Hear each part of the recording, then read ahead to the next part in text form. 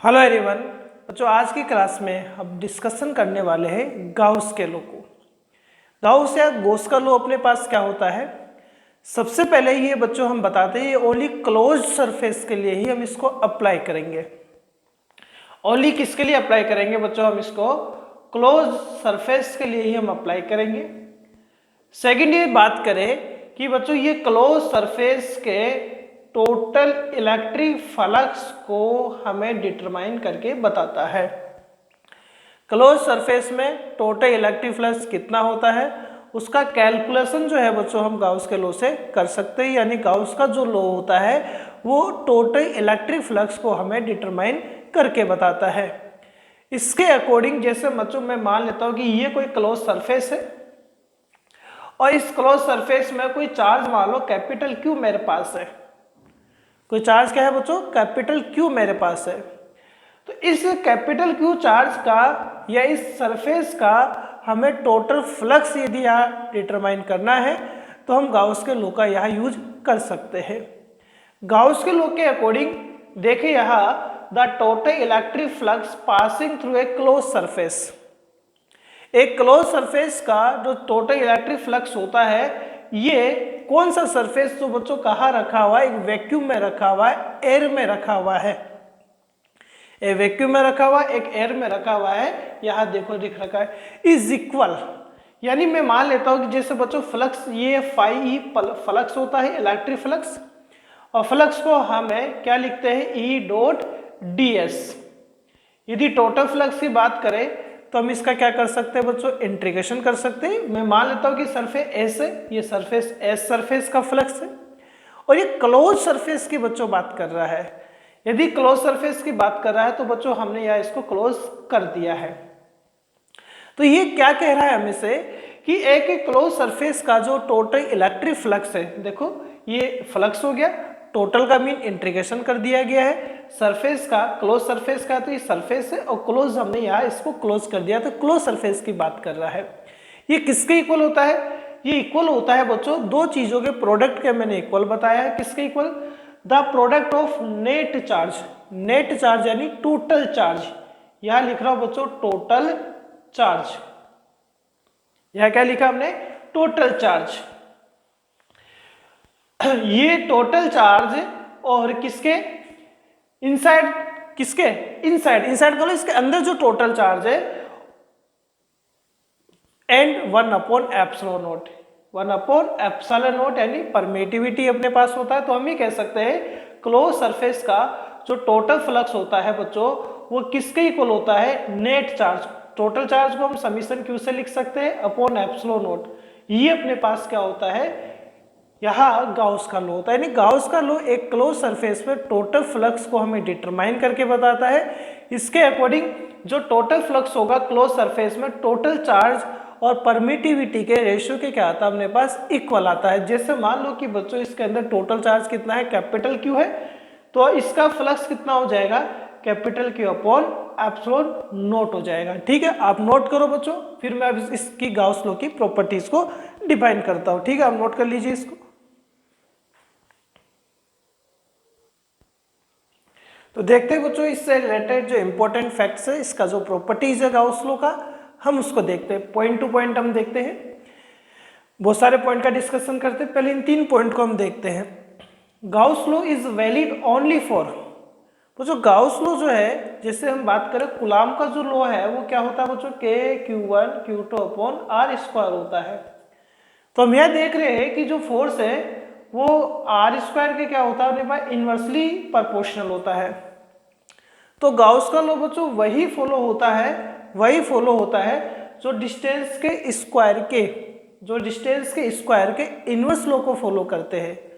उन्हीं लॉ पर इनको अप्लाई किया जाता है गाउस लॉ को, जहां पर डिस्टेंस का जो स्क्वायर होता है वो अपने पास इनवर्स होता है फोर्स के। यहाँ तो हम बात यहाँ कर रहे हैं कि यहाँ जो गाउस लॉ होता है बच्चों, जैसे कुलाम का जो इनवर्स स्क्वायर लॉ है उन्हीं के लिए अपने पास से वैलिड है। यानी जो डिस्टेंस के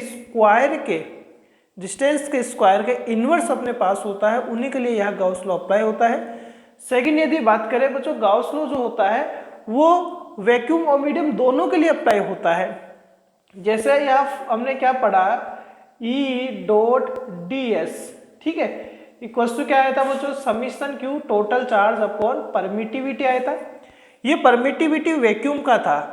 यदि मीडियम का रहे तो बच्चों मीडियम का परमिटिविटी क्या होता है, epsilon naught into epsilon R होता है। तो यदि आप इसको मीडियम के लिए अप्लाई करना चाहे तो ये मीडियम के लिए क्या हो जाएगा, E dot D S equals to summation Q, और परमिटिविटी यहाँ किसके आ जाएगी, मीडियम की आ जाएगी।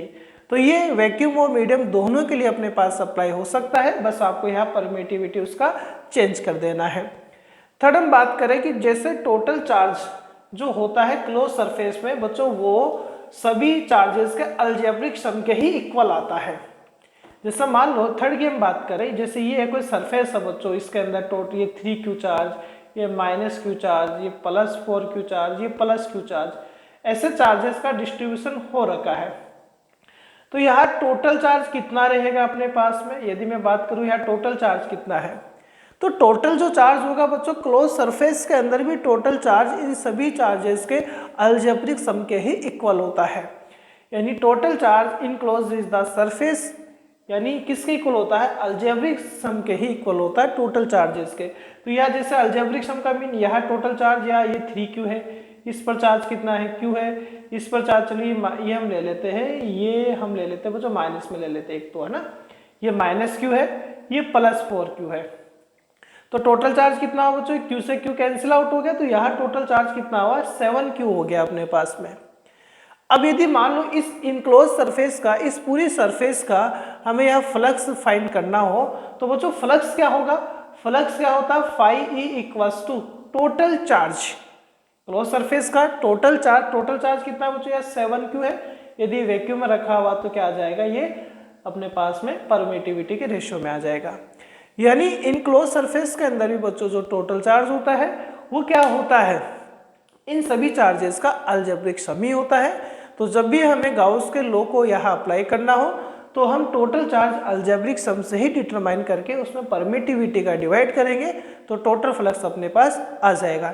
ठीक है, एक बार नोट कर लो, फिर हम नेक्स्ट पॉइंट का डिस्कशन यहाँ करने वाले हैं। तो देखते हैं बच्चों, अभी इन 2 पॉइंट्स को और देखते हैं, फिर आगे और डिस्कशन हम करने वाले हैं।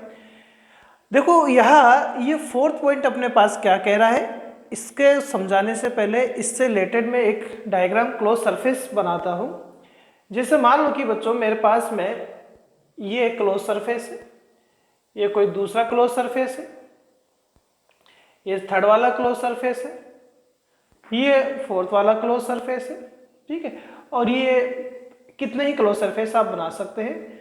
सभी में चार्ज मैंने यहाँ Q ले रखा है, सभी में चार्ज कितना ले रखा है बच्चों, Q ले रखा है। अब इसका फ्लक्स कितना होगा, तो बच्चों इसका फ्लक्स कितना होगा, total charge upon permittivity. According to Gauss law close surface का टोटल चार्ज और परमिटिविटी के इक्वल फ्लक्स आता है। यह टोटल चार्ज कितना है, Q अपॉन एप्सिलॉन नॉट, यहाँ भी टोटल चार्ज क्या है, Q है अपॉन एप्सिलॉन नॉट आ गया, यहाँ भी कितना बच्चों, Q अपॉन एप्सिलॉन नॉट है, और ये क्या है, Q अपॉन एप्सिलॉन नॉट है। तो यह क्या देखा हमने, यह क्या देखा कि यहाँ सभी जगह अपने पास में फ्लक्स का वैल्यू क्या आ रहा है, सेम आ रहा है, क्लोज सरफेस में फ्लक्स का वैल्यू सेम आ रहा है। और हम ये देख रहे हैं कि यहाँ हमने डिफरेंट टाइप्स के यहाँ शेप ले रखा है, डिफरेंट टाइप का हमने शेप ले रखा है, बट यहाँ फ्लक्स क्या आ रहा है, सेम आ रहा है। और भी जैसे मान लो कि सपोज करें कि ये टोटल चार्ज क्यों है, एक स्फीयर के अंदर है, एक बड़ा स्फीयर और ले लिया मैंने, इसमें भी टोटल चार्ज कितना है, Q है अपने पास में, इसका फ्लक्स क्या होगा बच्चों, Q अपॉन एप्सिलॉन नॉट होगा, इसका फ्लक्स भी क्या होगा, Q अपॉन एप्सिलॉन नॉट होगा। यानी दोनों का साइज डिफरेंट है, बट दोनों के अंदर चार्ज का मैग्नीट्यूड सेम है। तो हम देख रहे हैं कि यहाँ फ्लक्स भी क्या आ रहा है, सेम आ रहा है। तो हम यहाँ से क्या प्रूफ हो रहा है कि बच्चों जो गाउस का जो लॉ होता है वो शेप पर भी डिपेंड नहीं करता है, वो अपने पास में साइज पर भी डिपेंड नहीं करता है, वो डिपेंड करता है कि इन क्लोज सरफेस के अंदर टोटल चार्ज कितना है। इन क्लोज सरफेस के अंदर जितना टोटल चार्ज रहेगा उसके बेसिस पर ही अपने पास में यहाँ क्या होता है, टोटल इलेक्ट्रिक फ्लक्स डिटरमाइन होता है। तो यहाँ यही बात हमने यहाँ लिखा है कि according to Gauss law the value of outgoing flux from a close surface does not depend on size and shape. यानी साइज पर देखो दोनों साइज डिफरेंट है, लेकिन चार्ज दोनों का टोटल अंदर बिल्कुल इक्वल है, तो फ्लक्स भी इक्वल है। यह शेप अपने पास डिफरेंट आ रहा है, बट हम यहाँ देख रहे हैं कि टोटल चार्ज अंदर जो है वो बिल्कुल सेम आ रहा है, तो फ्लक्स भी सेम आ रहा है। तो ये शेप एंड साइज पर कभी भी डिपेंड नहीं करता है। बात क्लियर है। अब हम बच्चों यहाँ 5th पॉइंट को देखते हैं, और 5th पॉइंट भी इसी से मिलता जुलता बच्चों एक पॉइंट है, इसको भी हम समझ लेते हैं। कई बार कंफ्यूजन रह सकता है हमें, तो 5th पॉइंट को हमने इसके साथ ही लिखा है। जैसे मान लो कि बच्चों ये स्पेयर है और यहाँ सेंटर पर चार्ज रखा हुआ है क्यू, इतने ही रेडियस का दूसरा स्पेयर या डिफरेंट का भी हो सकता है, यहाँ चार्ज अब इस बार यहाँ रखा हुआ है। यानी हमने बच्चों यहाँ चार्ज का पोजीशन चेंज कर दिया। चार्ज का मैग्नीट्यूड तो दोनों के अंदर क्यू है, बट यहाँ हमने पोजीशन चेंज कर दिया, तो इसका फ्लक्स कितना होगा बच्चों, क्यू अपॉन एप्सिलॉन नॉट होगा। इसका फ्लक्स भी क्यू अपॉन एप्सिलॉन नॉट ही होगा, क्योंकि बच्चों गाउस लॉ के अकॉर्डिंग जो हम फ्लक्स डिटरमाइन करते हैं वो कभी भी चार्ज की on the position of charge does not depend. यानी जो चार्ज का पोजीशन क्लोज सरफेस के अंदर होता है उस पर भी अपने पास में ये डिपेंड नहीं करता है। ठीक है बच्चों, अब हम नेक्स्ट पॉइंट का डिस्कशन करते हैं, आप इसको भी नोट कर सकते हैं। तो चलो बच्चों, अब इन लास्ट 3 प्रॉपर्टीज का और डिस्कशन हम कर लेते हैं। जैसे 6th वाला प्रॉपर्टी क्या कह रहा है, चलो उससे रिलेटेड पहले एक डायग्राम बनाता हूं। जैसे मान लो कि बच्चों ये मेरे पास एक स्पेयर है, इसके सेंटर पर कितना चार्ज रखा हुआ, क्यू चार्ज रखा हुआ है, तो इसका टोटल फ्लक्स कितना होगा, क्यू अपॉन एप्सिलॉन नॉट होगा। और मैं ये मान लूं कि ये सेंटर पे जो चार्ज रखा हुआ है और ये यहाँ से 2 इक्वल पार्ट में मैं इसको यदि डिवाइड करता हूं, तो एक पार्ट का अपने पास में 2 इक्वल पार्ट में बच्चों में इसको डिवाइड कर देता हूं, हाफ ऊपर और हाफ नीचे। ठीक है, 2 इक्वल पार्ट में यदि मैं इसको डिवाइड कर देता हूं तो एक पार्ट का फ्लक्स कितना होगा बच्चों, जस्ट उसका हाफ हो जाएगा। यानी कितना हो जाएगा, इस वाले पार्ट का क्यू अपॉन 2 एप्सिलॉन नॉट और इस वाले पार्ट का भी क्यू अपॉन 2 एप्सिलॉन नॉट हो जाएगा। तो यदि मैं दो इक्वल पार्ट में इसको डिवाइड कर रहा हूं तो हर एक पार्ट का flux Q upon 2 epsilon not हो रहा है। तो यदि n इक्वल पार्ट में डिवाइड करूं, कितने पार्ट में बच्चों, n इक्वल पार्ट में डिवाइड करेंगे तो एक पार्ट का फ्लक्स कितना आ जाएगा, n यानी q upon n epsilon not हो जाएगा। तो आप जितने इक्वल पार्ट में डिवाइड करेंगे, जितने इक्वल पार्ट में डिवाइड करेंगे, इसका मीन ये हो गया कि यहाँ आपको उतने ही पार्ट का, उतने ही नंबर का डिवाइड कर देना है। वही बात हमने यहाँ लिखा है। इफ ए चार्ज क्यू कहाँ रखा हुआ बच्चों, एक सेंटर पर रखा हुआ है क्लोज सरफेस के। ठीक है, सिमेट्रिकल बॉडी, रेगुलर बॉडी अपने पास है।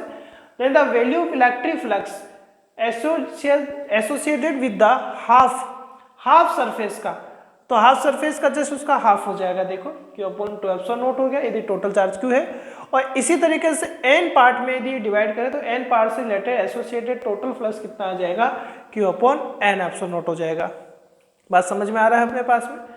इन दोनों डायग्राम में आप देखिए बच्चों, इनमें 6th वाले में 7th वाले में, कि कोई भी इलेक्ट्रिक फील्ड लाइंस जो है, electric field lines in close surface के अंदर से नहीं जा रही है। यदि क्लोज सरफेस के अंदर से नहीं जा रही है तो इनके अंदर यहाँ चार्ज कितना होगा बच्चों, 0 माना जाएगा। 0 होगा भी, कोई इलेक्ट्रिक फील्ड लाइन इसके इन क्लोज सरफेस से नहीं जा रहा है। तो क्लोज सरफेस से यदि इलेक्ट्रिक फील्ड लाइन यहाँ से पास नहीं हो रहा है तो यहाँ दोनों कंडीशन फ्लक्स कितना होगा बच्चों, अपने पास में 0 होगा। ठीक है, अब यहाँ एक क्यूब हमने ले रखा है, ये क्यूब अपने पास है। इस क्यूब के सेंटर पर, ये कौन है बच्चों, सेंटर है। ठीक है, वैसे तो ये सेंटर देखो यहाँ है अपने पास में, इस सेंटर पर हमने लेकिन यहाँ मान लिया सेंटर अपने पास में क्यू चार्ज रखा हुआ है। तो टोटल फ्लक्स कितना होगा, तो टोटल फ्लक्स कितना होगा बच्चों, क्यू अपॉन 6 एप्सिलॉन नॉट होगा। यानी total charge upon epsilon not. लेकिन क्वेश्चन देखो बड़े अच्छे से पूछता है, तो ये तो टोटल की बात हमने की, लेकिन आपसे पूछ ले कि टोटल फेस से पास होने वाला, इसके फेस से, इसके टोटल जितने फेसेस है उनसे पास होने वाला फ्लक्स बताओ। तो बच्चों इसके टोटल कितने फेस होते हैं, 6 फेस होते हैं। 1 देखो 1, इसके पीछे वाला 2, ये 3, ये 4, ये 5th और ये 6। इसका मतलब अब जो फ्लक्स होगा टोटल 6 पार्ट में यहाँ डिवाइड हो रहा है। तो हम यहाँ कह सकते हैं कि आप यहाँ जैसे आप 2 का डिवाइड कर रहे थे, वैसे यह यदि 6 फेस अपने पास है तो हर एक पार्टिकुलर फेस से पास होने वाला जो फ्लक्स होगा वो कितना होगा, Q/6 एप्सिलॉन नॉट होगा। बात समझ में आ रहा? क्योंकि इसके जितने ही फेसेस होते हैं बच्चों वो इक्वल अपने पास में स्क्वायर की फॉर्म में होते हैं। तो हम ये कह सकते हैं कि सभी का एरिया यहाँ सेम होता है, तो ये इक्वली अपने पास यहाँ डिस्ट्रीब्यूट होना है फ्लक्स, इसलिए हर एक फेस का यहाँ फ्लक्स कितना होगा, Q/6 एप्सिलॉन नॉट होगा। इसी तरीके से वर्टेक्स की बात करें तो टोटल बच्चों इसमें 8 वर्टेक्स होते हैं अपने पास में, ठीक है। तो इसलिए हमने यहाँ 8 से डिवाइड कर दिया। या कोर की बात करें तो टोटल बच्चों यहाँ 12 कोर होता है, वो भी इक्वल साइड का होता है। तो टोटल फ्लक्स एक कोर का अपने पास कितना आ गया, Q/12 एप्सिलॉन नॉट आ गया, ठीक है बच्चों। तो ये अपने पास में कुछ इंपॉर्टेंट फैक्ट्स थे, इन से रिलेटेड एग्जाम में क्वेश्चन हमने को देखने को मिलते हैं। नेक्स्ट क्लास में बच्चों में गाउस के लॉ को प्रूव कराऊंगा, और उससे नेक्स्ट क्लास में हम गाउस लॉ की जो एप्लीकेशंस है जिनसे हम इलेक्ट्रिक फील्ड यहाँ डिटरमाइन करेंगे वो हम डिस्कस करेंगे, ठीक है बच्चों। Thank you.